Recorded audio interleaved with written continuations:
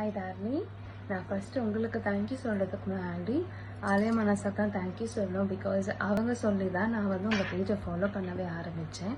Follow பண்ணி கொஞ்ச நாளே நீங்கள் 50 days சேலஞ்ச் போட்டிருந்தீங்க. எனக்கு என்ன செகண்ட் டெலிவரிக்கு அப்புறம் ரொம்ப வெயிட் கெயின் ஆயிருந்தது.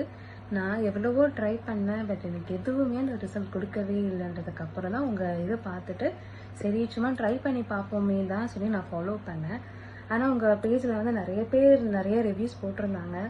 அதெல்லாம் பார்த்துக்கூட எனக்கு அந்த அளவுக்கு ஹோப் இல்லை. வெறும் டயட் அண்ட் ஜூம்பாவில் எப்படி இந்த அளவுக்கு வெயிட் லாஸ் ஆகும்னா அது ஒரு கொஷின் எனக்கு இருந்துகிட்டே இருந்தது.